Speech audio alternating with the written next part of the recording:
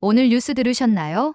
진짜 소름 돋는 얘기인데 북한이 골판지 드론으로 우리 방공망을 위협하고 있다는 내용이에요. 처음엔 골판지 하면서 약간 우습게 느껴질 수도 있겠지만 내용을 들으면 들을수록 마음이 무거워질 거예요. 이게 단순한 얘기가 아니더라고요. 최근 북한에서 만든 이 드론이 정말 단순하고 저렴한 소재로 제작됐는데 문제는 바로 이 단순함 때문이에요. 너무 가벼운 데다가 기본적으로 플라스틱도 거의 사용하지 않다 보니 우리가 기존에 갖고 있던 레이더 시스템으로는 거의 포착이 안 된다고 하더라고요. 쉽게 말해서 이런 드론이 때로 날아오면 우리가 미처 반응도 못하고 그냥 뚫려버릴 가능성이 있다는 거죠. 먼저 구독과 좋아요 부탁드립니다. 그래서 전문가들이나 군사 관계자들은 지금 상황을 굉장히 심각하게 보고 있어요. 왜냐하면 이런 드론은 그냥 정찰용으로만 쓰이는 게 아니라 가벼운 무기 장착이 가능하고 목표물에 대한 공격도 할 수 있다고 하니까요. 게다가 제작 비용도 엄청 저렴하잖아요. 우리 입장에서 보면 대규모 방어 시스템, 배치 계획을 다 새로 짜야 할 수도 있는 상황이에요.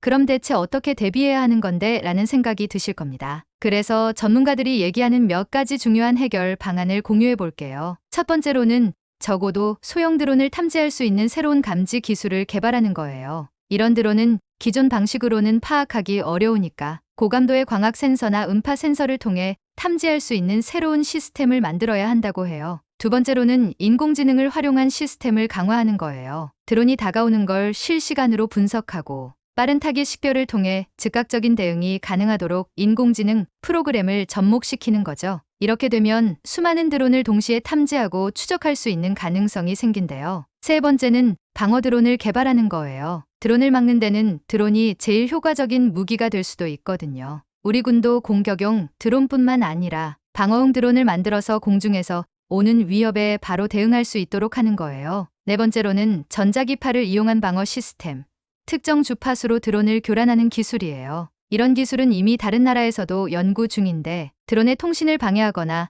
작동을 정지시키는 원리로 작동한다고 하네요. 마지막 다섯 번째는 민간 부문과 협력하기예요. 이건 어쩌면 가장 중요한 부분일 수도 있어요. 드론 기술은 단순히 군사적인 영역에만 있는 게 아니잖아요. 오히려 민간에서 발전된 기술이 군사적으로 이어지는 경우가 더 많더라고요. 그래서 우리나라의 민간 드론 기업들과의 협력을 통해 빠르게 기술을 확장하고 대응하는 게 중요할 것 같아요. 정리하자면 첫째로는 새로운 탐지 기술 개발, 둘째로 인공지능 시스템 강화, 셋째로 방어 드론 개발, 넷째로 전자기파 방어 시스템 개발, 다섯째로는 민간 부문과의 협력까지 이 5가지가 핵심입니다. 이렇게 각 방안을 하나하나 들여다보면 단기간에 해결될 문제는 아니겠지만 지금 실질적으로 우리가 대응책을 마련하지 않으면 앞으로 더 큰 위협에 직면할 수 있다는 점은 분명합니다. 이런 문제는 단순히 군사적인 범위를 넘어서 국가 안보와 국민의 일상까지 영향을 미칠 수 있으니까요. 그래서 정부와 전문가들이 빠르고 철저하게 준비에 나서야 한다는 목소리가 커지고 있는 상황이에요. 결국 가장 중요한 건 지속적인 관심과 지원입니다. 우리 모두가 이 문제를 심각하게 받아들이고